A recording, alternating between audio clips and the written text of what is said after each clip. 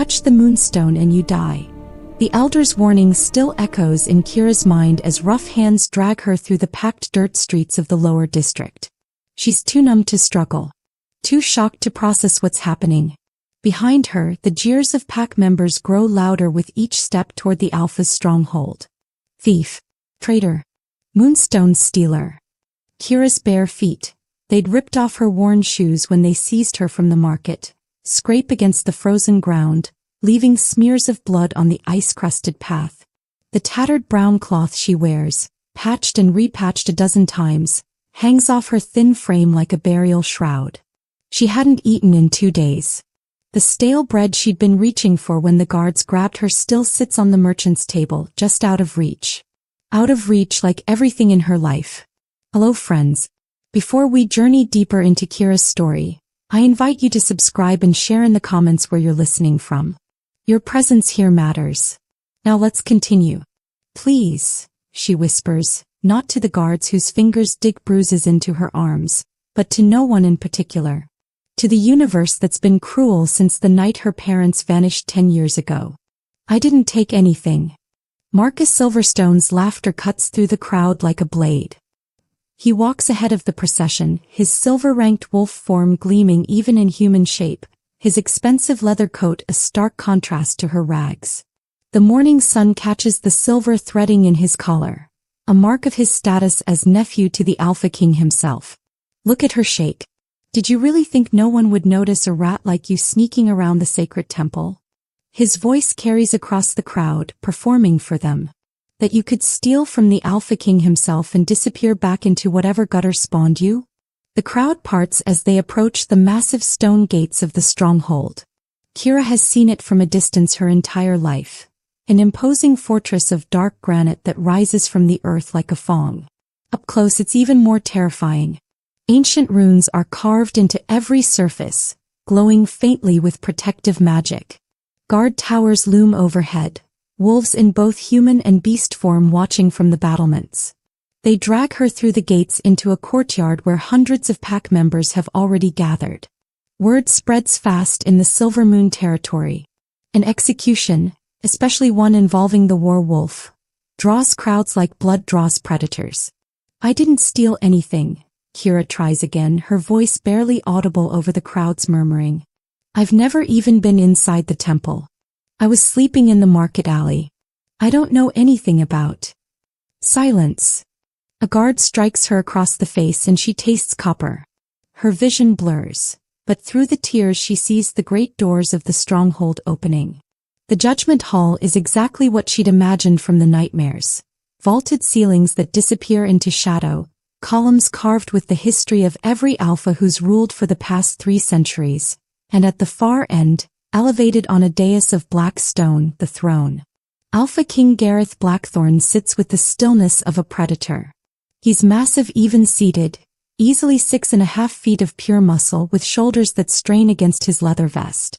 His hair is dark with silver streaks at the temples, pulled back to reveal a face carved by battles and decades of leadership.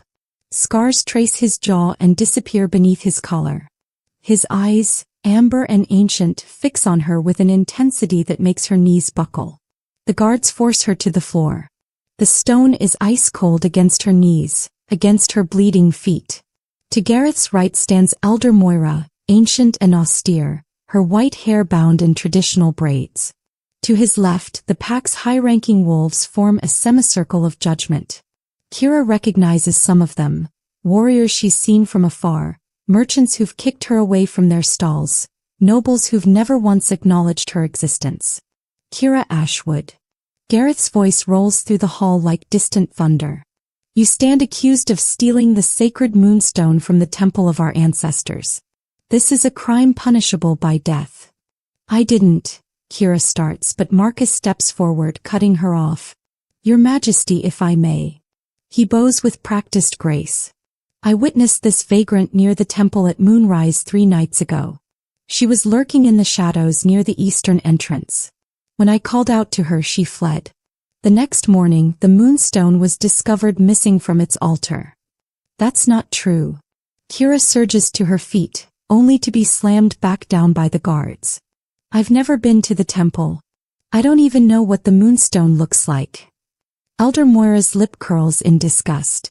The word of a high-ranked wolf against that of an orphan with no family name, no status, no pack bonds? There is no question of truth here. But I didn't. Enough. Gareth raises one hand and silence falls like an executioner's blade. He studies Kira for a long moment, those amber eyes searching for something. Whatever he's looking for, he doesn't seem to find it. The law is clear. Theft of sacred relics is an affront to our ancestors, to the pack itself. The punishment must serve as reminder and warning. Kira's heart hammers against her ribs. She wants to scream, to fight, to run. But where would she go? She has nothing. She is nothing. Just another invisible girl the world has decided to discard. Kira Ashwood, Gareth's voice carries the weight of centuries. I sentence you to trial by Valkar. At noon, when the sun is highest and the pack can bear witness, you will be delivered into the pit. If you are innocent, the war wolf will spare you. If you are guilty... He doesn't finish. He doesn't need to. The crowd erupts in excited whispers. Kira hears fragments. Never lets anyone live. Tore apart the Eastern rebels. 200 years old and has never shown mercy. Guards haul her to her feet and drag her toward a door at the side of the hall. As they pull her away, she catches Marcus's expression. For just a moment, his mask of righteous indignation slips, and she sees something else underneath. Triumph. Cold, calculated triumph. He did this. Somehow he framed her. But why? She's nobody. She has nothing worth stealing, no threat worth eliminating. The guards throw her into a cell beneath the stronghold. The door slams shut with a finality that echoes in her bones. Through the small barred window, she can see the sky beginning to brighten. Morning creeping toward noon. Creeping toward her death. Kira sinks to the floor, pulling her knees to her chest.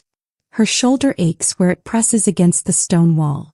Without thinking, she reaches back to touch the crescent-shaped birthmark that's been there since birth. The only mark that makes her different from anyone else in the pack. Her mother used to trace it with gentle fingers, singing soft lullabies Kira can barely remember now. Her father used to call it her moon kiss, a blessing from the ancestors. Some blessing. Some curse more like. Outside she hears the construction beginning. The pit being prepared. The viewing platforms being erected for the pack to watch her die. Kira closes her eyes and tries to remember her parents' faces, their voices, anything that might bring comfort in these final hours. But the memories are too old, too faded, worn away by 10 years of survival. All she has left is the certainty of what's coming.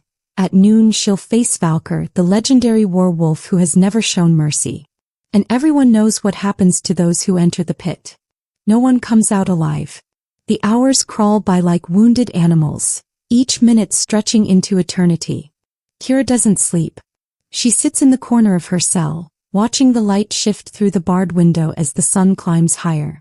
Outside she hears the sounds of preparation, hammering, the scrape of wood on stone, voices calling instructions. They're building her execution like it's a festival. When the guards finally come for her, the sun is directly overhead, burning through the winter sky with merciless clarity. They don't speak as they unlock her cell. They don't need to. Their expressions say everything. Pity mixed with morbid curiosity. They've seen this before. They know how it ends. The iron shackles are heavy on her wrists, the metal biting into skin already raw from the morning's rough treatment. They lead her up from the dungeons through a different corridor than before, this one sloping upward toward the arena at the heart of the stronghold. She can hear them before she sees them. Hundreds of voices, maybe thousands, a roar of anticipation that makes her stomach turn. The corridor opens onto a platform, and suddenly she's standing above the execution pit, exposed to the entire pack.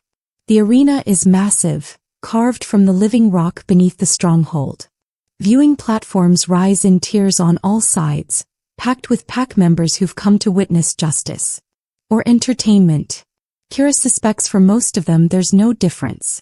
The pit itself yawns below her, 20 feet deep, 30 feet across, its walls smooth stone stained dark with old blood. Bones lie scattered in the corners, some still bearing scraps of cloth. How many people have died here? How many innocents? Move. A guard prods her forward toward a rope ladder that descends into the pit. Kira's legs shake as she approaches the edge. The crowd's roar intensifies and she catches fragments of their shouts. Thief! Let Valkar have her. Tear her apart. But there are other voices too, quieter, uncertain. She's just a girl. What if she's innocent? This isn't right. Alpha King Gareth sits in an elevated throne directly across from her, his face carved from stone. Elder Moira stands at his right, satisfaction gleaming in her ancient eyes. Marcus Silverstone lounges nearby, and when their eyes meet he smiles. It's a predator's smile, cold and triumphant. The guards remove her shackles. Down, one commands, gesturing to the ladder. Kira's hands tremble as she grips the rough rope. The descent is awkward, her bare feet slipping on the rungs. Halfway down, her grip falters and she falls the remaining 10 feet, landing hard on the packed earth. Pain shoots through her ankle, but she forces herself to stand. The ladder is pulled up immediately.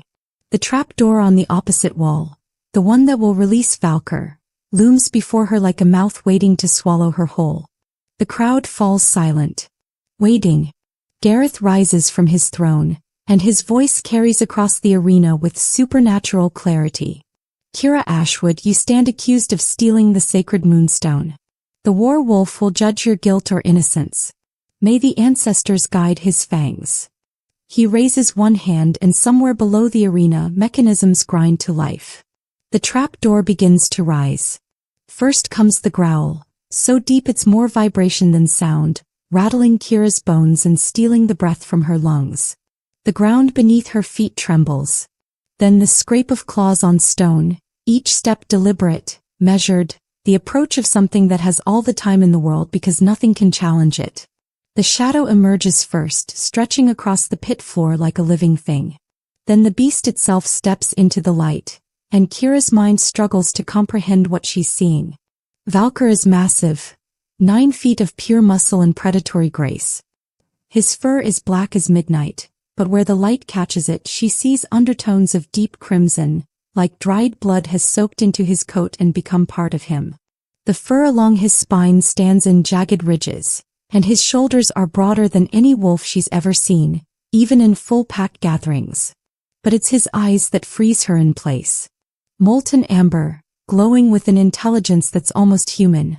No, beyond human. Knowing. Eyes that have seen centuries pass, that have watched civilizations rise and fall, that have witnessed more death than she can imagine.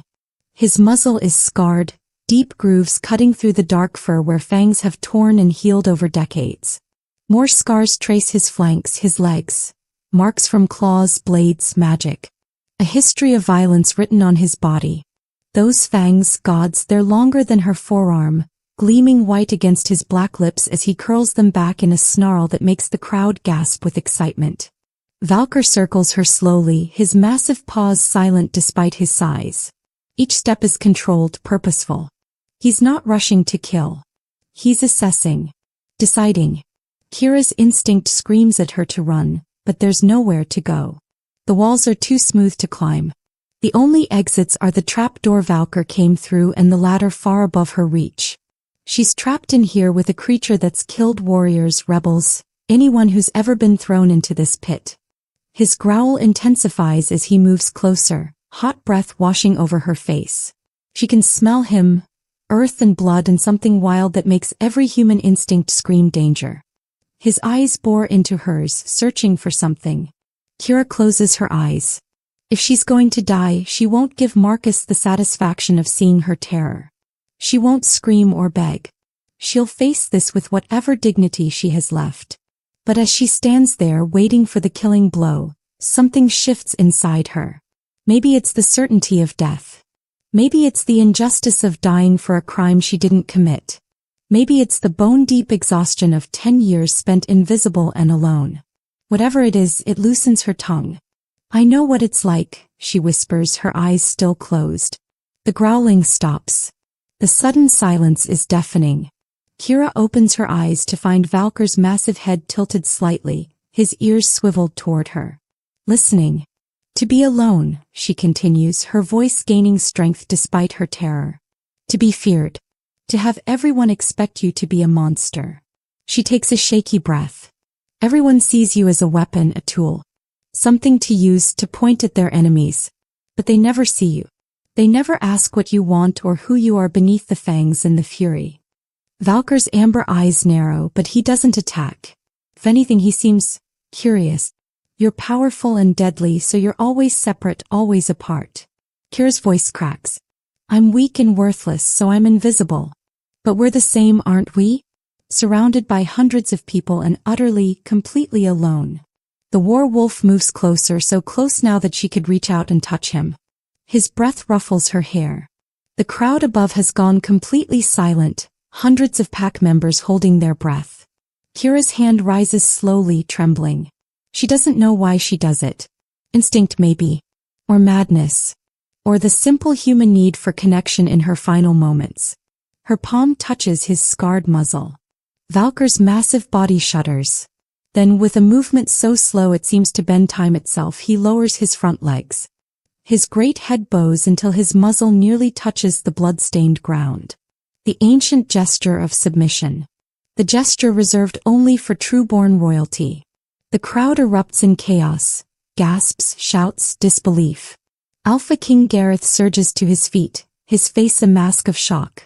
Elder Moira's mouth opens and closes wordlessly. Marcus Silverstone has gone pale as death. But Kira barely notices. She's staring at Valkar, at this legendary werewolf kneeling before her like she's someone worth honoring. His amber eyes meet hers, and in them she sees recognition. Not of her face or her name. Recognition of her soul. The silence shatters like broken glass. Impossible. Elder Moira's shriek cuts across the arena. This is trickery. Dark magic. She must have enchanted the beast. But her protests are drowned out by the chaos erupting from the crowd. Pack members shout over each other, some calling for Kira's immediate execution, others demanding answers. The viewing platforms shake with the commotion of thousands of wolves trying to make sense of what they've just witnessed. Alpha King Gareth's voice booms across the arena, cutting through the noise like a blade. Silence. The command carries the weight of absolute authority, of 2 decades ruling the Silvermoon Pack. Every voice falls quiet. Every eye turns to the throne. Gareth's amber eyes are fixed on the pit, on the impossible scene below. His werewolf, the legendary Valkar who has executed traitors and crushed rebellions, kneeling before a homeless girl in rags.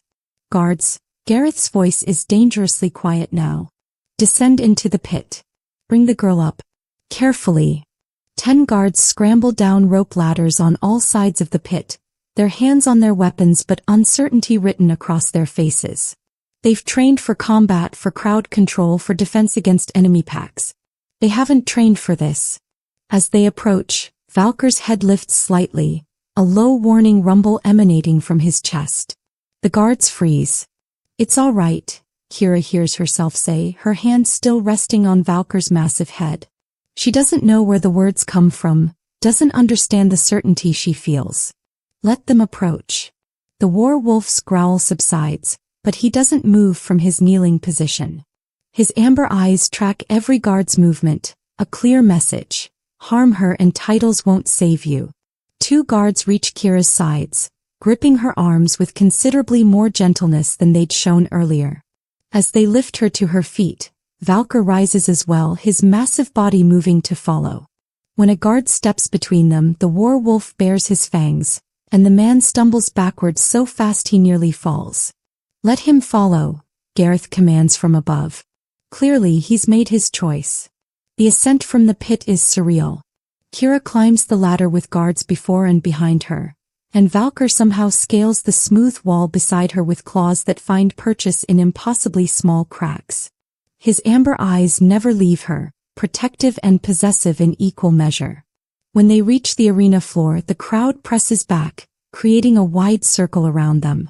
Kira has never seen pack members look afraid before. She's always been the one they dismissed, overlooked, feared walking too close to. Now they stare at her like she's transformed into something dangerous. Elder Moira descends from the platform, her ceremonial robes sweeping the ground. Her ancient face is twisted with suspicion and barely concealed rage. This girl must be examined immediately. No one has ever bonded with the werewolf except through the royal bloodline. Then examine her, Gareth says, his voice carrying an edge that suggests his patience is wearing thin. But do it properly, Moira. If there's magic at work, we'll find it. If there's not. He lets the implication hang. They bring Kira to a chamber off the main arena. A ritual room with walls covered in ancient pack symbols and a stone altar in the center. Valkar tries to follow, but Gareth himself steps into the doorway, blocking the werewolf's path. Wait here, old friend, the Alpha King says, and there's something almost gentle in his voice. If she's harmed, you'll know. But let us discover the truth. Valkar's growl is low and continuous, but he settles onto his haunches outside the door, amber eyes fixed on Kira through the opening. Elder Moira circles Kira like a vulture, her gnarled hands weaving patterns in the air, speaking words in the old tongue that Kira doesn't understand. Magic tingles across her skin, invasive and uncomfortable. Remove your shirt, Moira commands. Kira's hands shake as she pulls the tattered cloth over her head, standing in nothing but the thin underbinding that barely preserves her modesty. She's never felt more exposed, more vulnerable. Moira's examination is thorough and humiliating. She inspects every inch of Kira's skin, looking for magical marks, enchantment scars, anything that might explain the impossible bond. Her fingers are cold and impersonal, treating Kira like an object rather than a person. Then Moira's hands freeze on Kira's left shoulder blade. The elder's sharp intake of breath is the only sound in the chamber. Slowly, she turns Kira around, angling her toward the light streaming through the high windows. No, Moira whispers, but it sounds more like a curse than a denial. It cannot be. What is it? Gareth steps closer, his massive frame blocking the light. With trembling fingers, Moira traces the crescent-shaped birthmark on Kira's shoulder. It's always been there, faint and easily overlooked beneath years of grime. But now, with Moira's magic still active in the air, it seems to glow with a soft silver light. The mark of Ashwood, Moira breathes. The crescent moon of the true bloodline. The silence that follows is absolute. Gareth moves so fast Kira doesn't see him coming. His hand grips her shoulder, not roughly but firmly, turning her so he can see the mark himself.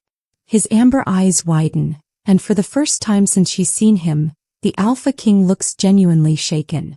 Bring the ancient records, he commands. Now. Two attendants scramble to obey, returning moments later with leather-bound volumes so old they look like they might crumble to dust. Elder Moira spreads them across the altar with reverent care, flipping through pages of genealogies, birth records, royal documentation spanning centuries. She finds what she's looking for and her face goes ashen. Kira Ashwood, Moira reads aloud, her voice hollow. Born under the blood moon, 20th year of Alpha Theron's reign. Daughter of Matthias Ashwood and Lyanna Silverpaw. Granddaughter of Alpha Kieran Ashwood, who ruled before the uprising. She looks up and there's something like horror in her ancient eyes. The last of the royal line. The heir we thought dead. Kira's world tilts. That's not. I'm not. But even as she protests, memories surface like drowning victims breaking the surface. Her father's careful instructions. Never show anyone your mark, little moon. Never tell them your full name. Her mother's lullabies about silver crowns and ancient thrones. The way they moved every few months, always looking over their shoulders, always afraid. The coup, Gareth says quietly, more to himself than anyone else. 20 years ago my father led the uprising against Alpha Kieran. The Ashwood family was slaughtered in their beds. Every member of the royal line eliminated to prevent future challenges. Except one, Moira finishes, staring at Kira. A child. 7 years old. She vanished the night of the massacre. Search parties looked for months, but she was never found. We assumed she'd died in the woods or been taken by rogues or her parents got her out, Kira whispers, the pieces falling into horrible place. They weren't laborers. They were guardians. They hid me, raised me as a nobody, kept me invisible and safe. Until 10 years ago, Gareth says. What happened then? Kira's throat tightens. They disappeared. I woke up one morning and they were gone. I was 11. I waited for days but they never came back. They were found. Elder Moira's voice is flat. Theron's loyalists hunted for years, following every whisper of a hidden child. When they finally tracked your parents down. She doesn't finish. They killed them, Kira says numbly. But they didn't know about me. I was just another orphan on the streets. Invisible. Forgotten. Not forgotten, Gareth says, and there's something complicated in his expression. Valkar remembered. As if summoned by his name, the war wolf's howl echoes through the stronghold, not aggressive but mournful. The sound of recognition, of grief, of 20 years of waiting finally ended. Valkar is bound by ancient magic to the Ashwood bloodline, Moira explains, her voice mechanical, reciting facts because they're safer than processing their implications. He served your family for over 200 years. Your grandfather, your great-grandfather, generations before them. When the massacre happened, the bond should have severed, should have passed to the new ruling line. But it didn't, Gareth finishes. Because the line didn't end. It just went into hiding. Outside, Kira hears raised voices. The news is spreading through the stronghold like wildfire. She catches fragments. The true heir, Ashwood, lives. Everything we believed was a lie. This changes everything, Elder Moira says, and Kira can't tell if it's a threat or a prophecy.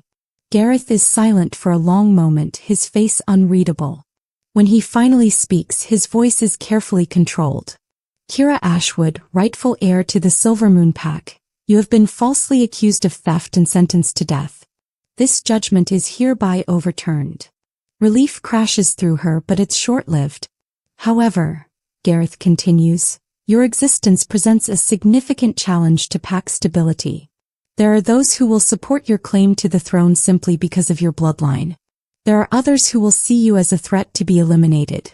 And there are those who will follow me because I've ruled with strength and prosperity for 20 years. Through the chamber door, Kira sees pack members gathering in factions. Some wear expressions of hope and excitement, the old bloodline restored. Others look angry, threatened. Marcus Silverstone stands among a group of high-ranked wolves, his face pale but calculating. The pack is already dividing. Elder Moira straightens, her expression hardening. There is precedent for this. When succession is disputed, the challenger must prove themselves worthy through the trials of worth. No, Gareth says immediately. She's barely survived one encounter with Valkar. The trials would. I'll do them. The words escape Kira's mouth before her brain catches up. Both Gareth and Moira turn to stare at her. I'll do the trials, she repeats, forcing strength into her voice she doesn't feel. I don't want to tear the pack apart. I don't want civil war. If there's a way to prove myself, to earn the right to my own name, then I'll take it. Gareth studies her for a long moment, something like respect flickering across his face. Then he nods slowly. 3 trials, he says. Strength, wisdom, and courage. You pass all 3 and I'll acknowledge your claim. You fail. I know, Kira says quietly. If I fail, I forfeit my life. Outside, Valkar's howl rises again, and this time the entire pack joins in. A sound of uncertainty, of change, of a future suddenly unclear. Everything has changed in a single afternoon. Kira Ashwood is no longer an invisible nobody. She's a threat, a hope, a catalyst. And the real trials are only beginning. They move to a private council chamber deep within the stronghold, away from the chaos erupting in the arena. Kira walks between guards, but they're not restraining her anymore. They're escorting her, protecting her. The shift is surreal. Valkar refuses to be separated from her again. He walks at her side, his massive body a constant warm presence, his amber eyes scanning every shadow for threats. Pack members press against the walls to let them pass, staring with expressions ranging from awe to fear to barely concealed hostility. The council chamber is impressive. A circular room with a domed ceiling painted with constellations, A massive oak table at its center carved with the pack's history. Alpha King Gareth sits at the head, but he gestures for Kira to sit as well, not as a prisoner but as an equal. It's the first time in her life anyone has offered her a chair.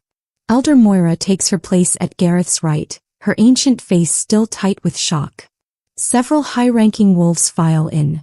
The Beta, the pack's war leader, the keeper of records. All of them stare at Kira like she's a ghost made flesh. "Let me be direct," Gareth says once the doors are closed and sealed with privacy wards. "Your existence complicates everything. My father took this throne through force 20 years ago, believing the Ashwood line extinct. I inherited that throne when he died 5 years later. I've ruled ever since, and by most measures I've ruled well." He leans forward, his scarred hands flat on the table. "We've had peace with neighboring packs. Our territory has expanded. Trade flourishes. The pack is stronger and more prosperous than it was under your grandfather's final years." Kira stays silent, sensing there's more coming. "But," Gareth continues, "I also know that my father's coup was brutal. Bloody. The Ashwood family was beloved by many, and their slaughter left wounds that never fully healed. There are pack members who've waited 20 years hoping for exactly this, the return of the true bloodline. And there are those who'll see her as a threat," the Beta adds gruffly. His name is Dominic Ironfang, and his face bears the marks of countless battles. High-ranked wolves who've built their power under your rule, Alpha.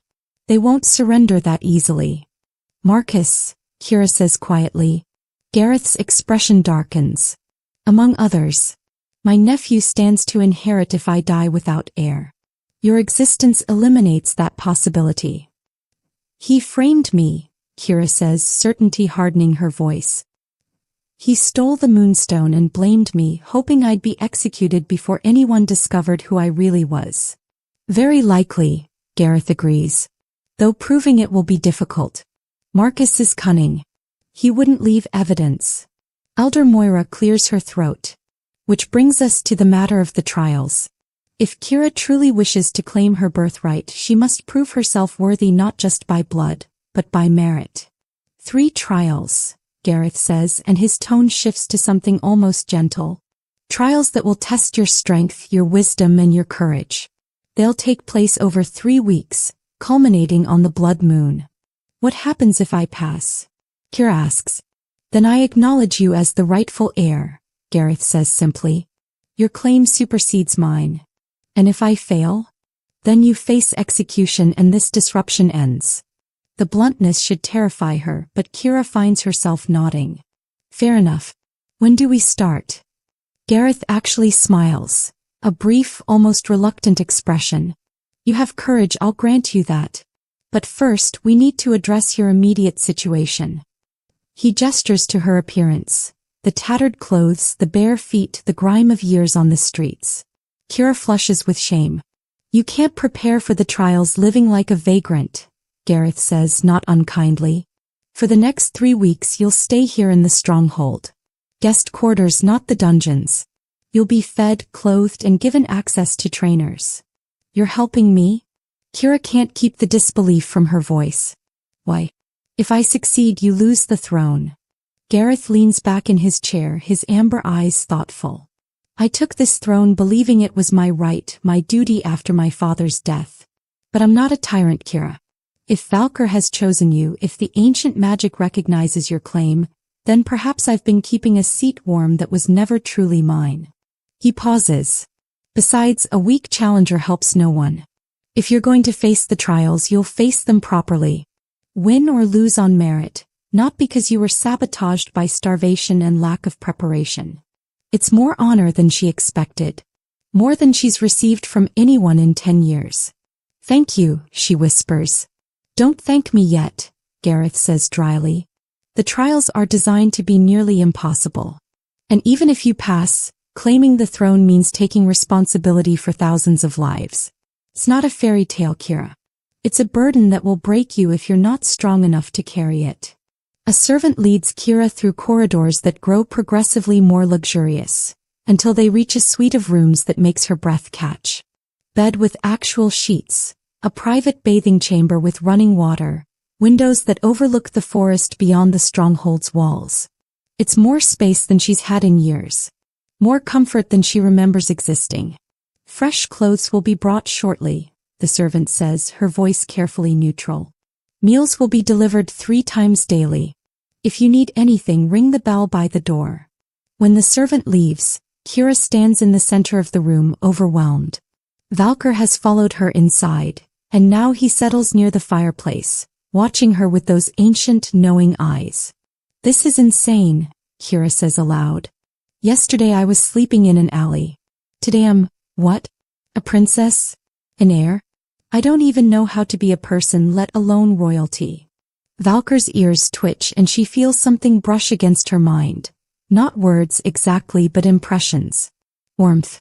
Reassurance. Certainty. Kira approaches slowly, sinking to her knees beside the massive werewolf. Up close she can see the individual scars marking his body, each one a story of violence survived. Gently she places her hand on his head. The bond that snaps into place is like lightning. Sudden, powerful, undeniable. Images flood her mind. Her grandfather, young and strong, his hand on Valkar's head just like this. Her great-grandfather before him. Generations of Ashwoods, all connected to this ancient guardian. And then the night of the massacre. Flames consuming the palace, screams echoing through halls, blood pooling on marble floors. Valkar trying desperately to reach the royal family, held back by magic wards placed by the attackers. His howls of grief and rage as he felt each bond sever one by one, until only the faintest thread remained. A child, hidden away, her bloodline connection too distant to locate but strong enough to persist. For 20 years, Valkar has waited, bound to serve a throne held by those not of the blood, waiting for the impossible return. And now she's here. Tears stream down Kira's face as she experiences his memories, his emotions. The loneliness isn't just hers, it's his too. 2 decades of isolation, of being feared and weaponized, of having no one who understood. I'm sorry, she whispers. I'm sorry you waited so long. I'm sorry I didn't know. Valkar's massive head pushes against her chest, and she wraps her arms around him as best she can, crying into his dark fur. He's warm and solid and real, and for the first time in 10 years she doesn't feel alone. When the tears finally stop, Kira pulls back and looks into Valkar's amber eyes. I don't know if I can do this. I don't know if I'm strong enough. Through their bond she feels his response. She doesn't need to be strong. She needs to be herself. That's what he recognized in the pit. Not power or skill, but her soul. The same compassion and courage that defined her ancestors. A knock at the door interrupts the moment. Kira rises, wiping her eyes, expecting the servant with clothes. Instead, a woman stands in the doorway, lean and muscular with short-cropped hair and sharp green eyes. She wears training leathers and carries herself like a fighter. Kira Ashwood? The woman asks. I'm Elena Nightshade, pack warrior. I've been assigned to help prepare you for the trials. She pauses, her expression softening slightly. Though truthfully I volunteered. My grandmother served your grandfather. She always said the Ashwoods ruled with honor. I'd like to see that again. It's the first expression of genuine support Kira has received, and it nearly breaks her composure again. Thank you, she manages. Elena steps inside and Valkar doesn't growl, a sign of approval that doesn't go unnoticed. We start training tomorrow at dawn. Tonight you rest, eat, recover. You're going to need your strength. After Elena leaves, Kira finally allows herself to use the bathing chamber. The hot water is a luxury she's almost forgotten, washing away years of accumulated grime and fear. When she emerges, clean clothes wait on the bed, simple but well-made, fitting properly for the first time in memory. She eats the meal brought by servants, real food, hot and plentiful, until her stomach aches from unfamiliar fullness. As darkness falls and she climbs into the impossibly soft bed, Valkar settles on the floor beside her, his presence a comfort and a promise. Kira stares at the ceiling, processing everything that's happened. This morning she was condemned to die. Tonight she's the lost heir, preparing for trials that will determine not just her fate but potentially the future of the entire pack. It's terrifying. It's overwhelming. But for the first time in 10 years she has hope. Across the stronghold, in a different wing entirely, Marcus Silverstone paces his chambers like a caged animal. The other high-ranked wolves gathered there watch him with varying degrees of concern and calculation. "She has to die," Marcus says flatly. "I don't care about trials or honor or ancient bloodlines. Kira Ashwood is a threat to everything we've built." The Alpha King has declared the trials, one of the others protests. "To interfere would be breaking sacred law. Then we make sure she fails." Marcus stops pacing, his eyes cold. "The trials can be adjusted, made more difficult, sabotaged if necessary." He smiles, and it's the expression of a predator who's found wounded prey. "One way or another, that girl won't survive the next 3 weeks. I'll make certain of it." 3 weeks pass in a blur of training, pain, and transformation. Elena proves to be a demanding teacher. Every morning before dawn, she drags Kira to the training grounds where they work until Kira's muscles scream and her lungs burn. She learns to fight in human form, strikes, blocks, grappling techniques passed down through generations. She learns to shift, the transformation becoming less agonizing with each attempt, though it still feels like her bones are breaking and reforming. Most importantly, she learns to trust Valkar. Their bond deepens daily, until she can sense his emotions as clearly as her own, until his combat knowledge flows into her muscle memory like inherited skill. But despite the progress, despite Elena's encouragement and Valkar's unwavering support, Kira knows she's nowhere near the level of trained warriors who've spent their entire lives preparing for combat. On the morning of the first trial, the entire pack gathers in the main arena.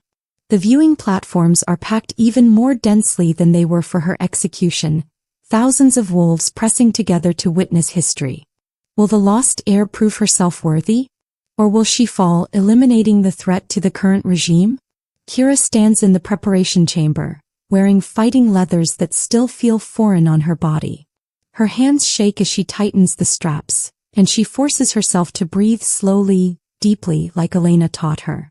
"You're not alone," Elena says quietly, placing a hand on Kira's shoulder.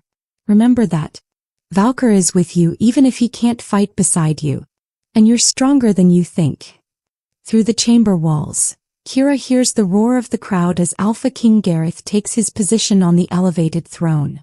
His voice, magically amplified, carries across the arena. "Today we bear witness to the first trial of worth, the trial of strength." Gareth's announcement silences the crowd. Kira Ashwood, heir claimant to the Silver Moon Pack, will face 3 opponents in successive combat. Each battle will be fought in wolf form to submission or surrender. No weapons. No outside interference. A pause heavy with significance. The opponents have been chosen from among our skilled warriors. First, Brenna Copperfield, veteran of the northern border conflicts. Second, Drake Ironclaw, champion of the autumn tournaments for 3 consecutive years. Third, Jenna Swift, master of evasive combat techniques. Kira's stomach drops. She knows these names. She's watched Elena spar with Brenna. The woman is fast and vicious. Drake is legendary for his size and power. And Jenna has never lost a sparring match in 5 years. Let the trial begin. Guards open the chamber door and Kira steps into the arena. The crowd's roar is deafening, some cheering, many jeering, all hungry for spectacle.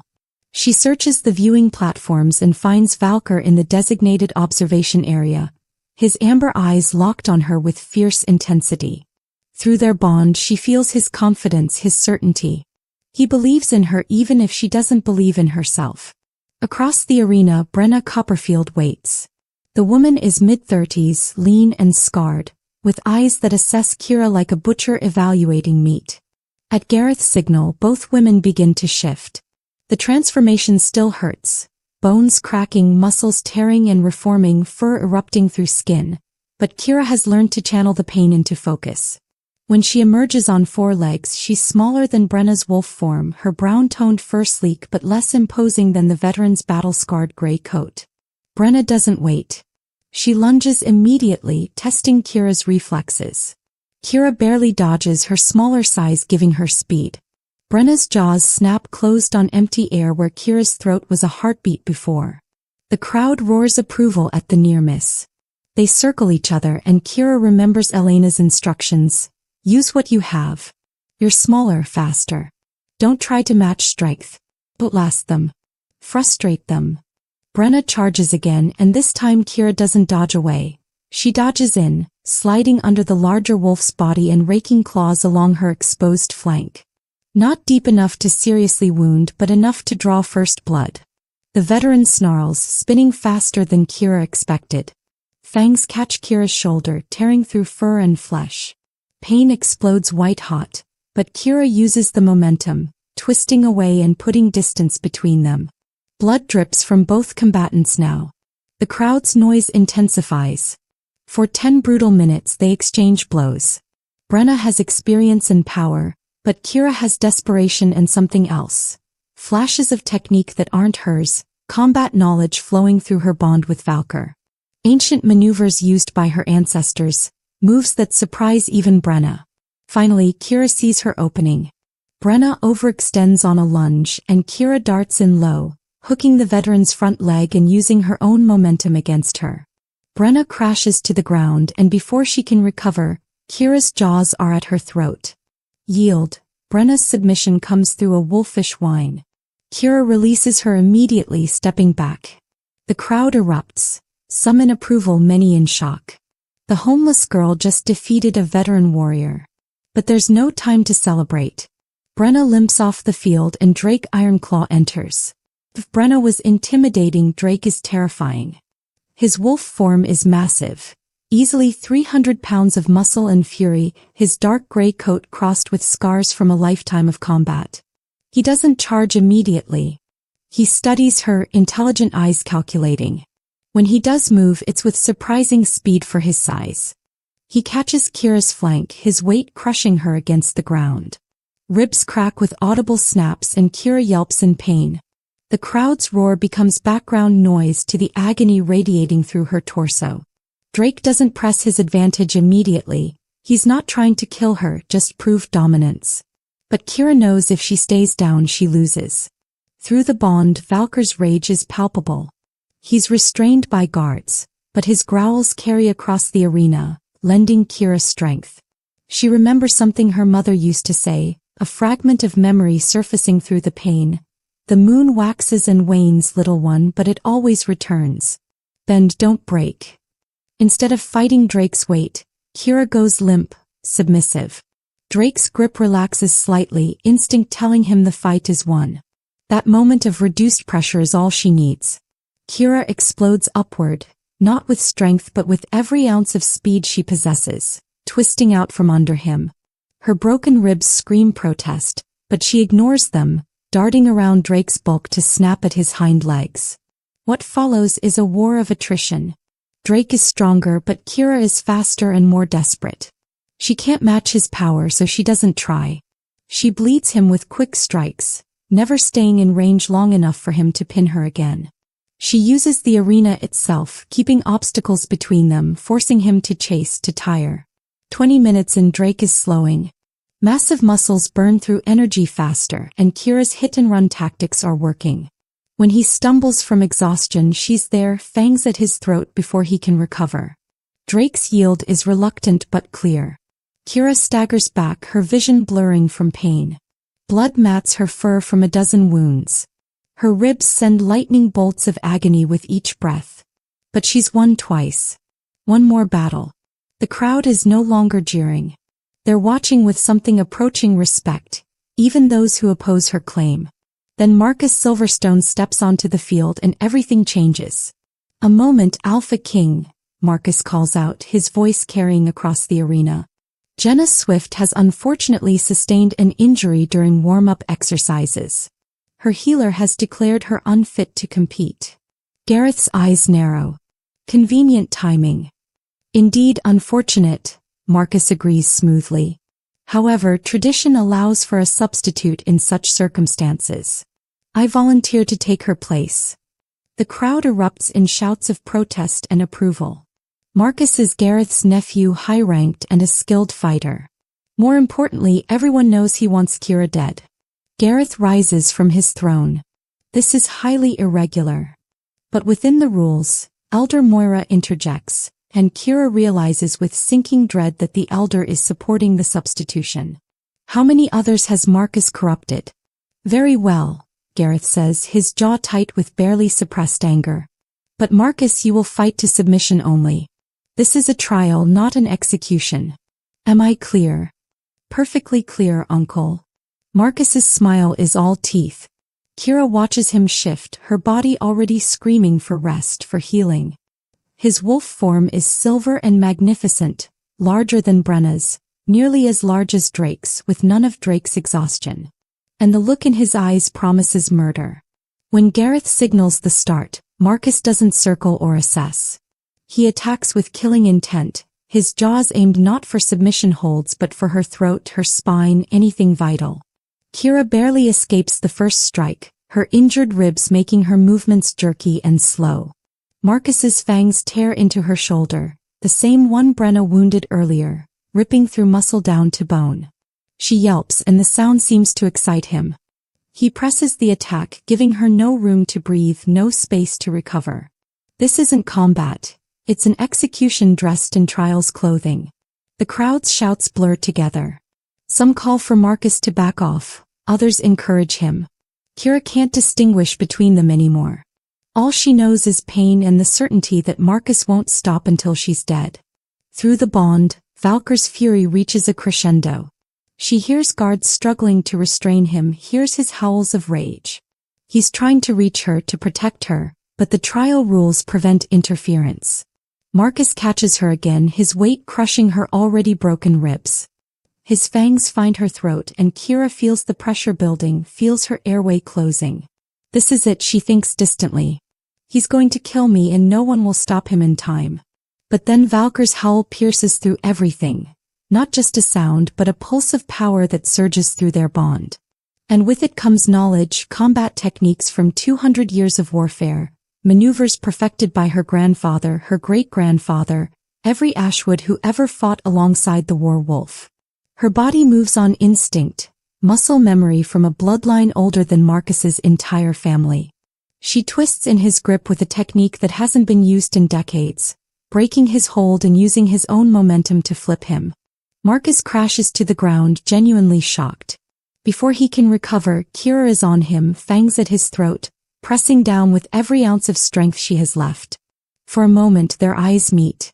His are filled with hatred and disbelief. Hers are filled with ancestral power and iron will. Yield, she growls through their mental connection. Marcus's body trembles with rage, but he's pinned. He's beaten. And the entire pack is watching. Yield, Kira repeats, pressing harder. I yield. Marcus finally snarls and the words taste like poison in his mouth. Kira releases him immediately and steps back, swaying on her paws. The arena spins. Her vision darkens at the edges. She's lost too much blood, taken too much damage. But she's won. All 3 battles. The crowd's roar is deafening as Kira's legs finally give out and she collapses to the blood-soaked ground. The last thing she sees before darkness claims her is Valkar finally breaking free of his restraints, rushing across the arena toward her. And the look on Marcus Silverstone's face, pure, undiluted hatred as he realizes his plan has failed. The first trial is past. But the war is far from over. Kira wakes to pain and the scent of healing herbs. She's in the medical wing, her body wrapped in bandages that smell of wolfsbane and silverleaf, traditional pack medicines. Every breath sends sharp reminders of her broken ribs through her torso. Her shoulder throbs where Marcus's fangs tore deep. Easy, Elena's voice comes from beside the bed. You've been unconscious for 2 days. The healer said you're lucky to be alive. Kira's throat is dry as sand. Did I pass? You defeated 3 opponents in succession, including a high-ranked wolf who was actively trying to kill you. Elena's smile is fierce. Yes, you passed. The whole pack is talking about it. Half of them think you're blessed by the ancestors. The other half thinks you got lucky. Which half are you? Kira manages to croak. I think you're tougher than you look, and you've got the werewolf's 200 years of combat knowledge flowing through that bond of yours.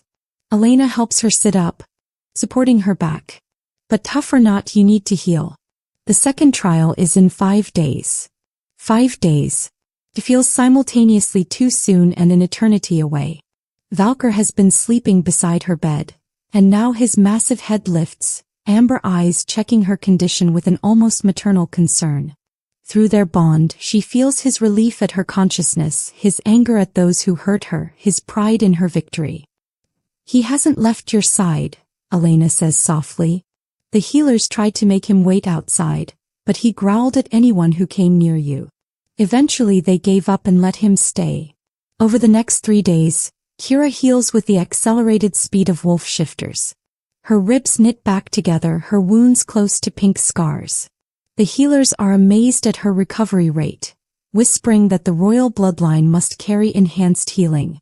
On the 4th day, Alpha King Gareth visits her recovery room. Walk with me, he says simply.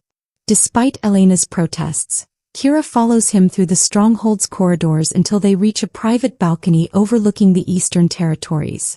The view is breathtaking. Forests stretching to distant mountains, the Pax villages scattered throughout, smoke rising from hundreds of hearths. This is what you're fighting for, Gareth says quietly. Not a throne or a title. These people.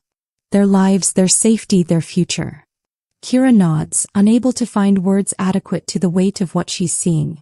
The second trial begins tomorrow, Gareth continues. The trial of wisdom. It's meant to test your judgment, your ability to make difficult decisions that affect the Pack's welfare. What will I have to do? Solve the Pack's dilemma. Gareth's expression is grim. We have a genuine crisis with the Eastern Pack. Border disputes, resource conflicts, violence escalating. I'll present you with all the information, all the context. You'll have 3 days to investigate, interview witnesses, consult advisors. Then you'll pronounce judgment before the council. And if my judgment is wrong, then you fail the trial and the Pack suffers the consequences of poor leadership. Gareth turns to face her fully. This isn't a game, Kira. Whatever decision you make, we'll implement it. People's lives hang in the balance. Choose poorly and blood will be on your hands. The weight of responsibility crashes over her like a wave. This is real. This matters beyond her personal survival. I understand, she whispers. The next morning, Kira stands before the Pack Council in a formal chamber. Maps are spread across a massive table, showing the disputed border territories. Reports are stacked in piles. Witness accounts, resource assessments, historical precedents. Elder Moira presents the situation with clinical precision. For the past 6 months, tensions with the Eastern Pack have escalated. The primary conflict centers on the Clearwater River, which forms our eastern border. Historically, both packs shared access to the river for fishing, irrigation, and drinking water. She points to a section of the map. However, this past spring, the river's flow decreased dramatically. Fish populations have crashed. Farmlands on both sides are struggling with drought. Both packs claim priority access, and skirmishes have resulted in injuries and 3 deaths. 2 from the Eastern Pack, 1 of ours. The beta, Dominic Ironfang, adds context. The Eastern Pack's alpha is Cassius Thornridge. He's young, only ruled for 2 years since his father's death. Some say he's weak, trying to prove himself through aggressive posturing. Others say he's desperate. His pack is larger than ours, more mouths to feed, and they're suffering worse from the drought. What solutions have been attempted? Kira asks, studying the maps. Negotiation failed, Gareth says. Both sides claim historical rights. Military posturing has only increased tensions. We could go to war, secure the river by force, but that would mean significant casualties on both sides. Or we could concede access, Elder Moira adds, but our own people would suffer. The river isn't producing enough for both packs. Someone must go without. Kira spends the rest of the day poring over documents, but something doesn't add up. According to historical records, the Clearwater River never ran dry, even during past droughts. Its source was a spring-fed lake in the mountains, reliable year-round. I need to visit the border, she tells Elena that evening. I need to see the river myself. That's dangerous, Elena warns. The Eastern Pack patrols those territories. If they catch you, then Valkar comes with me. Kira looks at the war wolf, who's been listening to everything. No one will attack with him at my side. The next morning, before dawn, Kira, Elena, and Valkar set out for the eastern border. They bring 2 other warriors for safety, but Kira insists on keeping the group small and non-threatening. The journey takes most of the day. As they approach the disputed territory, Kira sees the evidence of drought. Crops withering in fields, fish carcasses rotting along dried portions of the riverbank. Pack members from both sides eye each other with suspicion and hostility across the water. But it's when they track the river upstream that Kira finds what she's looking for. There, she points to a structure barely visible through the trees. What is that? Elena squints. Looks like an old dam. I didn't know there was one on this river. They approach carefully. The dam is ancient, built from stone and timber, now crumbling with age and neglect. But more importantly, Kira can see where part of it has collapsed, redirecting a significant portion of the river's flow into a different channel entirely, one that runs northeast, away from both packs' territories. This is the problem, Kira says, excitement building. The drought didn't reduce the water. The collapsed dam redirected it. If we repair this, the river returns to normal flow and both packs have access. Elena examines the structure. It would take significant labor, resources, engineering knowledge we might not have. But it's possible, Kira insists. And it solves the conflict without war, without anyone going without. They return to the stronghold that evening, and Kira spends the next 2 days refining her proposal. She consults with the pack's builders who confirm the dam could be repaired. He calculates the resources needed, the timeline, the labor required. On the 3rd day, she stands before the full council to present her judgment. The conflict over the Clearwater River isn't about historical rights or territory, Kira begins, her voice steady despite her nerves. It's about survival. Both packs need water. Both packs are suffering.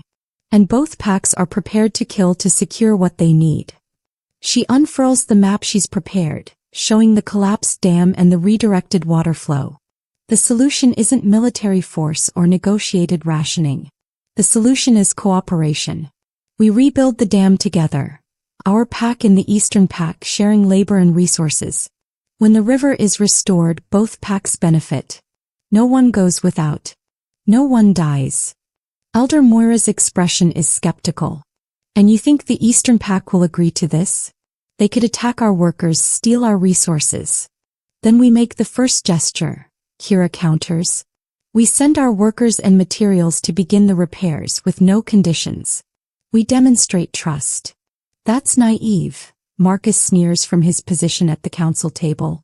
He's healed from their battle, but his eyes still burn with hatred. The Eastern Pack will see it as weakness. They'll attack. They'll see it as strength, Kira argues.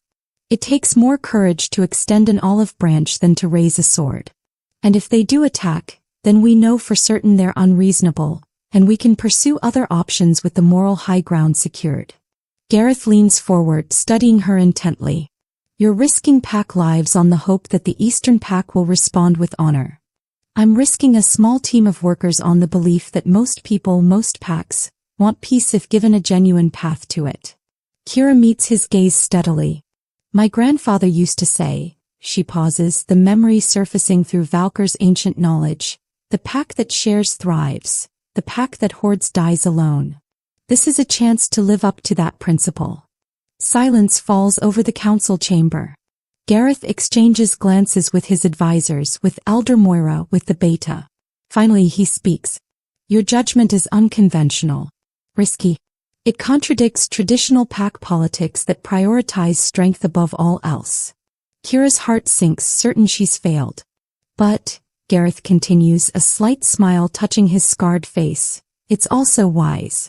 Compassionate. And it offers a real solution rather than prolonging conflict. We'll implement it. Relief floods through her, but Gareth holds up a hand. However, you proposed it. You'll oversee it. If it fails, if our workers are attacked, if the Eastern Pack responds with aggression, the consequences fall on you.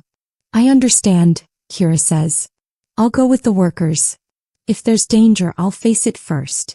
Over the next week, Kira leads a team of 20 workers to the collapsed dam.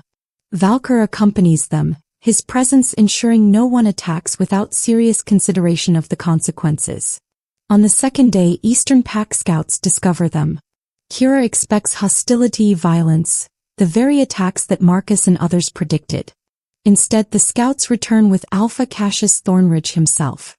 He's younger than Kira expected, maybe mid-20s, with tired eyes and the weight of leadership heavy on his shoulders. He examines their work.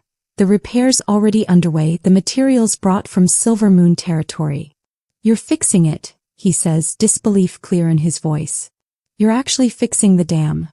The river belongs to both our packs, Kira replies. Neither of us benefits from conflict. Both of us benefit from cooperation. Cassius is silent for a long moment.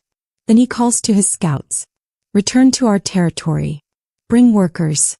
We'll help with the repairs.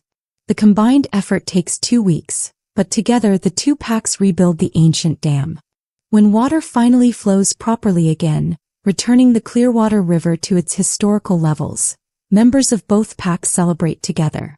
It's the first time in generations that Silver Moon and Eastern Pack wolves have worked side by side in peace.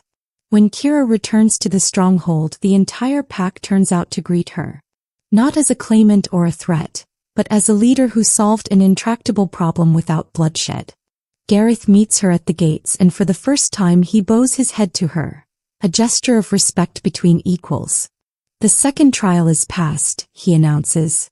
You have demonstrated wisdom beyond your years, compassion that honors the Ashwood legacy, and the courage to choose peace over war. The pack's cheers echo across the stronghold. But as Kira scans the crowd, she sees Marcus's face, twisted with barely controlled rage. He's losing support with each trial she passes. And desperate men make dangerous choices. The final trial approaches, the trial of courage to be held on the Blood Moon. And Kira knows Marcus won't let her survive it. The Blood Moon rises like a wound in the sky, painting the stronghold in shades of crimson and shadow. Kira watches it from her chamber window, her stomach tight with anticipation and dread. Tonight is the final trial, the trial of courage. 3 weeks ago she was a homeless girl condemned to die. Now she stands on the precipice of claiming her birthright, one trial away from everything changing forever. You're ready, Elena says from the doorway, though her expression betrays her worry. You've trained harder than anyone I've ever seen. You've passed 2 impossible trials. You can do this. Kira turns from the window. She's wearing ceremonial fighting leathers, deep blue with silver threading, colors of the Ashwood line. Her hair is braided back from her face in the traditional warrior style. She looks like someone who belongs here, though inside she still feels like that frightened girl in the pit. What if I'm not strong enough? The fear escapes before she can stop it. Marcus wants me dead. He'll do anything to ensure I fail. Then you'll face him with everything you've learned, everything you've become. Elena grips her shoulders. You're not that invisible girl anymore, Kira. You're the heir who defeated 3 warriors with broken ribs. You're the leader who brought peace to a decades-old conflict. You're the woman who earned the loyalty of a 200-year-old war wolf. Through their bond, Valkar sends waves of confidence and fierce protectiveness. He's been more agitated than usual today, his instincts screaming warnings that Kira feels echoing in her own gut. Something is going to go wrong tonight. They both know it. The summons comes at moonrise. Kira walks through the stronghold corridors one last time, guards flanking her not as jailers but as honor guard. Pack members line the halls, and their expressions have changed over these 3 weeks. She sees hope in some eyes, respect in others. Even those who oppose her claim can't deny what she's accomplished. The arena is transformed for the Blood Moon trial. Torches burn in circles around the pit, their flames casting dancing shadows across the stone. The viewing platforms are packed beyond capacity, wolves in both human and beast form crowding together to witness the final judgment. Alpha King Gareth sits on his throne, his scarred face impassive. Elder Moira stands at his right, her ancient eyes calculating. And scattered throughout the crowd, Kira sees Marcus's supporters, high-ranked wolves who've prospered under the current regime and fear what her ascension might mean. Kira Ashwood. Gareth's voice booms across the arena. You have passed the trial of strength, proving your physical prowess. You have passed the trial of wisdom, demonstrating sound judgment and compassionate leadership. Tonight you face the final challenge, the trial of courage. He gestures to the arena floor where 3 wolves wait in fighting stance. Kira recognizes them. Sasha Moonrunner, fast and tactical, Garrett Stone, defensive specialist, and Commander Alexei, Gareth's own right hand and one of the most skilled fighters in the pack. You will face all 3 in combat, Gareth continues. Fight to submission, not death. Defeat them and you claim your birthright. Fail and your challenge ends here. The crowd roars as Kira descends into the arena. Valkar is sequestered in the observation area, held back by guards and magical wards, but she feels his presence like a second heartbeat in her chest. At Gareth's signal she shifts. The transformation is smooth now, practiced, her wolf form emerging with barely a pause. Her brown-toned fur gleams in the torchlight, smaller than her opponent's but lean and quick. Sasha attacks first, testing Kira's defenses with rapid strikes. But 3 weeks of training have honed Kira's reflexes. She dodges, counters, uses Sasha's momentum against her. The dance of combat feels almost natural now, muscle memory combining with ancestral knowledge flowing through her bond with Valkar. 10 minutes of intense fighting and Sasha yields, outmaneuvered and exhausted. The crowd's roar intensifies. 1 down, 2 to go. Garrett Stone is next, his defensive style the opposite of Sasha's aggression. He's patient, methodical, waiting for Kira to make mistakes. The battle becomes a war of attrition. Both wolves circling, feinting, searching for openings. Kira remembers the lesson from fighting Drake. Sometimes the path to victory is through patience, not force. She matches Garrett's defensive approach, refusing to be drawn into reckless attacks. 20 minutes pass, then 30, both wolves showing fatigue but neither yielding ground. Finally, Kira sees it, a slight favoritism in Garrett's left rear leg, an old injury that's weakening under prolonged strain. She exploits it ruthlessly, forcing him to pivot on the weak leg until it buckles.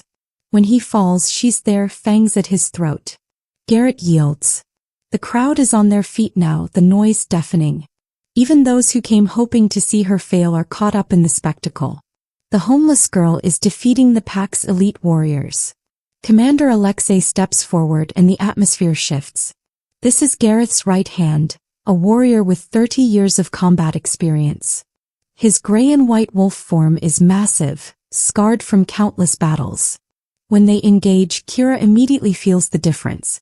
Alexei is faster than Drake, more tactical than Brenna, more patient than Garrett. He's everything she's faced, combined and perfected. They clash in the center of the arena and the impact drives Kira backward. Alexei's experience shows in every movement. He anticipates her techniques, counters her strategies, pushes her to her absolute limits. Blood spatters the arena floor, though Kira can't tell anymore whose it is. Her muscles scream, her lungs burn, but she refuses to yield. This is for her parents who died protecting her. For Valkar who waited 20 years. For every invisible person who's been overlooked and dismissed. She channels everything. Elena's training, Valkar's ancestral knowledge, her own desperate will to survive, into a combination attack that Alexei doesn't expect. She feints high, strikes low, then uses a technique so old even Alexei has never seen it. The commander goes down and Kira's fangs find his throat. For a heartbeat they're both still, both panting with exhaustion. Then Alexei's eyes meet hers and she sees respect there. Yield.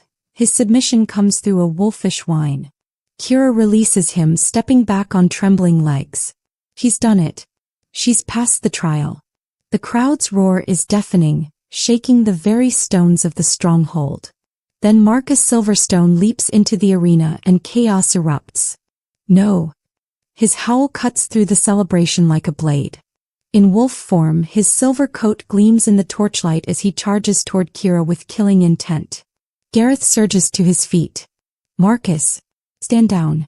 The trial is complete. But Marcus is beyond reason, beyond caring about rules or consequences. Kira sees it in his eyes. Pure hatred, the desperation of a man who's lost everything and has nothing left to lose. I framed you. Marcus snarls, his voice carrying through the magical acoustics of the arena. I stole the moonstone. I blamed you because I knew that Valkar would recognize you eventually. I had to kill you before anyone discovered the truth. His confession broadcasts to the entire pack, thousands of witnesses hearing his admission of treachery. But Marcus doesn't care anymore. He's past politics, past scheming. Now he just wants Kira dead. Guards rush into the arena, but Marcus is faster. His jaws aim for Kira's throat, and she's too exhausted from 3 successive battles to dodge effectively. Then Valkar's howl splits the night. Not just sound but power, ancient magic that shatters the wards holding him back. The war wolf crashes into the arena like a force of nature, placing himself between Marcus and Kira. The two wolves face each other, Marcus driven by desperate rage, Valkar by protective fury. For a moment, it seems like Valkar will tear Marcus apart and no one could blame him. But Kira forces herself to move, to step forward despite her exhaustion. Stop, she commands, her voice hoarse but firm. Valkar pauses, amber eyes questioning. Kira shifts back to human form, standing between them despite the danger. This isn't how it ends. Not with more violence. Not with revenge. She looks at Marcus, who's trembling with rage and fear. You tried to kill me. You framed me for theft, condemned me to execution, sabotaged the trials. By every law of the pack, your life is forfeit. The arena falls silent, everyone waiting to see what justice looks like in the hands of the new heir. But I won't kill you, Kira says quietly. You'll face the pack's judgment for your crimes. Theft of sacred relics, false testimony, attempted murder. The elders will decide your punishment. But I won't be your executioner, Marcus. I won't let your hatred make me into what you feared I'd become. She turns to Gareth. This is what I learned from my trials. Strength isn't just defeating enemies. Wisdom isn't just solving problems. Courage isn't just facing danger. True leadership is knowing when to show mercy, even when revenge would be easier. The silence stretches for a heartbeat, then two. Then the pack erupts in howls, not bloodthirsty calls for execution, but acknowledgement of her judgment, her character, her right to lead. Guards drag Marcus away, his struggles futile. As he's removed from the arena, Kira sees his expression shift from rage to hollow defeat. He's lost everything, his position, his future, his freedom. And she's won. Gareth descends from his throne, walking across the arena floor with deliberate steps. The crowd falls silent again, waiting. When he reaches Kira, he removes the silver chain from around his neck, the symbol of alpha authority, the mark of pack leadership that's been in his family for 20 years. For 20 years I've worn this chain, Gareth says, his voice carrying across the arena. I believed it was my right, my burden, my duty. I ruled as best I could, brought prosperity and strength to our pack. He holds the chain between them, the silver gleaming in the torchlight. But Valkar has never been wrong. He served your grandfather with loyalty, your great-grandfather before that. His judgment is the judgment of centuries, of magic older than any of us. Gareth's eyes meet Kira's, and there's no resentment there, only acceptance. When he knelt before you in the pit, he declared you the rightful heir. Everything since has only proven him right. Slowly, reverently, Gareth places the silver chain around Kira's neck. Kira Ashwood, heir to the true bloodline, you have passed every trial with courage and honor. You've proven yourself worthy not just by blood but by merit. I acknowledge your claim. I recognize your right. The pack's howls shake the foundations of the stronghold, a sound of acceptance, of change, of history being made. But Kira doesn't accept the chain without response. Instead, she removes it gently and holds it between herself and Gareth. This chain represents responsibility for thousands of lives, she says. I've been invisible and powerless my entire life. 3 weeks ago I didn't even know I was heir to anything. I don't have the experience to rule alone. She looks at Gareth, then at the assembled pack. You've ruled for 20 years with strength and wisdom. You brought prosperity when the pack needed stability. Your experience is valuable, irreplaceable. He takes a breath. So I propose something unprecedented. Not conquest. Not replacement. But partnership. Murmurs ripple through the crowd. Dual leadership, Kira continues. You have the experience and knowledge of governing. I have the bloodline and a different perspective. Together we could be what this pack needs. The old and the new, tradition and change, strength and compassion combined. Elder Moira steps forward, her ancient face shocked. There's no precedent for 2 alphas. Then we create one, Kira interrupts gently. The pack is stronger united than divided. This way no one loses. The Blackthorn line keeps its honor and influence. The Ashwood line returns to leadership. And the pack benefits from both. Gareth stares at her for a long moment and Kira can't read his expression. Then slowly a smile breaks across his scarred face. Genuine, warm, surprised. You continue to prove your wisdom, he says. Most people, given the chance to seize total power, would take it. You offer to share it instead. He pauses. My answer is yes. If the pack accepts it. Gareth turns to address the assembled thousands. What say you? Do you accept dual leadership? 2 alphas ruling together for the good of all. The response is immediate and overwhelming. Howls of approval that echo across the territory, carrying for miles through the forest. Even those who opposed Kira's claim can see the wisdom in unity over division. The decision is made. The pack has chosen. The coronation takes place 3 nights later, under the full blood moon that still hangs heavy and red in the sky. The stronghold has been transformed. Torches line every corridor, every balcony, casting warm light that pushes back the darkness. Pack members from every district have gathered, thousands of wolves in both human and beast form, representing every rank and family line. This isn't just a transfer of power. It's a new beginning. Kira stands in her private chambers, barely recognizing herself in the polished metal mirror. She wears ceremonial robes in deep blue and silver, Ashwood colors that haven't been displayed publicly in 20 years. Her hair is braided in the intricate style of royal women, woven with silver threads that catch the light. The crescent-shaped birthmark on her shoulder is visible above the robe's neckline, no longer hidden but proudly displayed. Your mother would be proud, Elena says softly, adjusting the drape of fabric. Your father too. They gave everything to keep you safe, to give you a chance at this moment. Kira's eyes sting with unshed tears. She wishes they could be here, wishes they could see what their sacrifice made possible. But in a way they are here, in her memories, in her bloodline, in every choice she makes guided by the values they instilled. A knock at the door and Gareth enters. He wears his own ceremonial robes, black and silver for the Blackthorn line. The contrast between them is striking. Her youth and his experience, her inherited right and his earned authority, her compassion and his strength. Ready? He asks. Terrified, Kira admits. What if I'm not good enough? What if I make mistakes that hurt people? You will make mistakes, Gareth says bluntly. Every leader does. The question is whether you learn from them, whether you surround yourself with good counsel, whether you put the pack's needs above your own ego. He offers a slight smile. So far you've demonstrated all of those qualities. The rest is practice and time. Valkar waits outside the chamber, and when Kira emerges, his tail actually wags, a gesture of pure joy she's never seen from him before. Through their bond, she feels his pride, his satisfaction that the wait is finally over, that the bloodline he's served for centuries is restored. Together, Kira, Gareth, and Valkar, they walk through the stronghold toward the main courtyard where the ceremony will take place. Pack members line the corridors, bowing as they pass, offering words of blessing and support. The courtyard is packed beyond capacity. A raised platform has been constructed in the center, with space for both alphas to stand side by side.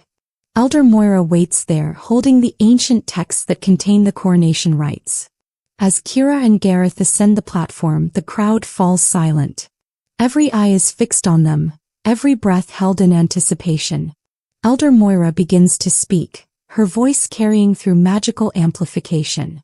Tonight we witness something unprecedented in the history of the Silvermoon Pack. Not a transfer of power, but a joining of strength. Not the end of one line and the rise of another, but the unity of both. She turns to Kira. Kira Ashwood, heir of the true bloodline, you have proven yourself through trials of strength, wisdom, and courage. You have demonstrated leadership that honors your ancestors while forging new paths. Do you swear to protect this pack, to lead with justice and compassion, to place the welfare of your people above your own?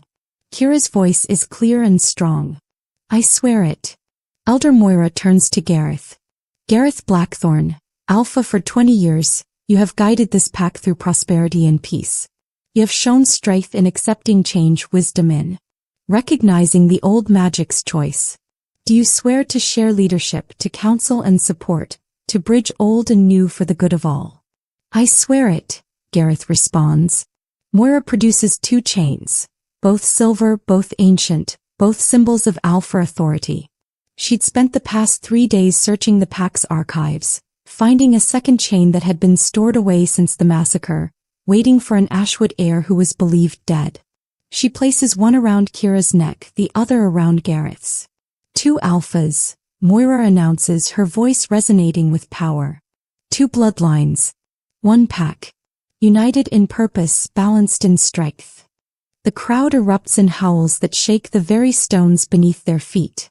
Kira feels the sound in her bones, in her soul, the acceptance of thousands of voices joining together. Then Valkar steps forward and the crowd falls silent again. The war wolf moves to stand between Kira and Gareth, his massive head lowered in the gesture of submission and respect he shows only to true authority. But he's not choosing between them. He's acknowledging both. Through the bond, Kira feels Valkar's approval, his satisfaction that the pack has found balance. For 200 years he's served the Ashwood line. Now he'll serve both bloodlines, the bridge between past and future. Gareth places one hand on Valkar's head. Kira places her other hand beside his. The connection completes. Old magic recognizing new partnership, ancient bonds adapting to unprecedented change. Let it be known, Gareth's voice carries across the courtyard, that this day marks a new era for the Silvermoon Pack. An era where strength and compassion rule together, where experience and fresh perspective guide our choices, where the mistakes of the past are acknowledged and learned from. Kira adds her voice to his. I vow to create a pack where no child suffers as I did, where no one is invisible or forgotten, where every member has value regardless of rank or bloodline. I vow to rule with the wisdom of my ancestors and the lessons of the present. The ceremony continues with traditional rites, the presentation of symbolic gifts, the recitation of pack history, the binding oaths that connect Alpha to pack member. But Kira barely processes it all. She's overwhelmed by the weight of the moment, by how far she's come in just 3 weeks. From condemned prisoner to co-alpha. From invisible to irreplaceable. From alone to bonded with a legendary war wolf and supported by thousands. As the blood moon reaches its zenith, the formal ceremony concludes and the celebration begins. Music fills the courtyard, drums and flutes playing traditional pack songs. Food and drink appear on tables that seem to stretch endlessly. Pack members shift between human and wolf form, dancing and howling with joy. Kira finds herself pulled into the celebration, wolves of all ranks approaching to offer congratulations and pledges of loyalty. She tries to remember names, faces, grateful for Elena who stays close and whispers helpful reminders. At one point, Commander Alexei approaches with several other warriors who'd fought against her in the trials. You fought with honor, he says simply. We're proud to serve under your leadership. Later, citizens from the lower district, wolves she'd lived among during her years of homelessness, approach with tears in their eyes. You haven't forgotten us, one elderly woman says. You promised to make things better for people like us. We believe you. The weight of their trust, their hope, settles on Kira's shoulders like a mantle. This is what leadership means. Not power or glory, but responsibility for the lives and welfare of others. As the celebration continues into the early morning hours, Kira finds a quiet moment on the balcony overlooking the courtyard. Valkar joins her, his massive presence a comfort. "We did it," she whispers to him. "Against all odds, we actually did it." Through their bond, Valkar sends images. Her grandfather standing on this same balcony, watching over celebrations much like this one. Her great-grandfather before him. Generations of Ashwoods who bore the responsibility she now shares. She's not alone in this. She has Valkar's 200 years of wisdom. She has Gareth's experience and counsel. She has Elena's friendship and the loyalty of warriors like Alexei. She has the support of pack members who believe in the promise of change. Gareth joins her on the balcony, 2 cups of ceremonial wine in his hands. He offers one to her. "To new beginnings," he toasts. "To balance," Kira responds. They drink together, watching the celebration below. The pack is unified in a way it hasn't been in decades. Old wounds beginning to heal, new hope taking root. "Thank you," Kira says quietly, "for accepting my proposal. For sharing power instead of fighting to keep it all. That took courage." Gareth shrugs. "I've had 20 years of absolute authority. I've learned that the hardest decisions are often the right ones." He pauses. "Besides, you were right. Together we're stronger than either of us could be alone. Your compassion balances my pragmatism. My experience grounds your idealism. It works." They stand in comfortable silence, watching the blood moon begin to set, the sky lightening toward dawn. Down in the courtyard, Kira sees pack members dancing together. High-ranked and low-ranked, old families and newcomers, all the divisions that once separated them dissolving in the joy of the moment. This is what she fought for. Not a throne or a title, but this connection, community, the chance to make things better. "What happens now?" she asks Gareth. "Now the real work begins," he says with a slight smile. "Ruling is less about dramatic trials and more about endless council meetings, dispute resolutions, resource management, and diplomatic correspondence. Far less glamorous than fighting in arenas." "Sounds terrible," Kira says, but she's smiling too. "It is," Gareth agrees. "But it matters. Every decision affects lives, shapes futures. And now you get to help make those decisions." As dawn breaks over the silver moon territory, painting the sky in shades of gold and pink, Kira feels the weight and wonder of her new reality settling into place. She's no longer the invisible girl who owned nothing but rags and survived on scraps. She's no longer the condemned prisoner waiting for execution in a dark cell. She's no longer just the lost heir trying to prove herself worthy. She's Alpha Kira Ashwood, co-ruler of the Silver Moon Pack, bonded to Valkar the War Wolf, leader alongside Gareth Blackthorn. She's a voice for the voiceless, a hope for the hopeless, a bridge between the old ways and new possibilities. The journey that began with a false accusation and a terrifying beast in a blood-stained pit has led her here, to a balcony overlooking a celebrating pack, to a position of power and responsibility, to a future full of challenges and opportunities. Valkar's howl rises into the dawn sky, not a cry of loneliness or rage but of triumph and joy. The pack joins him, thousands of voices harmonizing in a sound that carries for miles through the forest, announcing to every neighboring territory that something has changed. The Silver Moon Pack has found its balance. The lost heir has come home. And a new era has begun. Kira closes her eyes and lets the sound wash over her, feeling the connection to every voice, every soul in her pack. They're hers to protect, to lead, to serve. And she's ready. The invisible girl found her voice. The condemned prisoner claimed her freedom. The lost heir discovered her purpose. And the war wolf who knelt before a poor girl shocking the entire pack finally found what he'd been waiting for. Not just an heir to serve, but a leader worth following, a soul that matched the compassion and strength of the bloodline he'd protected for 200 years. They came to watch her die. Instead, they witnessed the birth of a new age, one where strength bowed to compassion, where power shared became power multiplied, and where a kingdom found its heart again. As the sun rises fully, bathing the stronghold in golden light, Kira turns from the balcony to face whatever comes next. The trials are over. The real journey is just beginning. And she's not afraid. The end. Hello friends. Kira's journey from invisible homeless girl to co-alpha of the Silver Moon Pack shows us that our greatest trials often become our most transformative moments. What started with a false accusation and a legendary werewolf's impossible kneel became a story of courage, wisdom, and the power of choosing compassion over revenge. If Kira's story touched your heart, I'd love to hear from you. What moment resonated with you most? Was it her first connection with Valkar in the pit? Her choice to spare Marcus despite his betrayal? Her wisdom in proposing dual leadership instead of seizing total power? Share your thoughts in the comments below. Where are you listening from? Kira's story is reaching people across the globe, and I'm curious. Are you listening during your morning commute? Before bed? While working out? Tell me in the comments where in the world you're joining us from and what part of your day you dedicate to these stories. If you enjoyed this tale, please subscribe to this channel for more stories about unlikely heroes, legendary beasts, and the power of choosing mercy over vengeance. Hit that like button to help others discover Kira's journey. And remember, you're never as powerless as you think. Like Kira, you carry strength you haven't discovered yet, wisdom you haven't tapped into, and the potential to transform not just your own life, but the lives of everyone around you.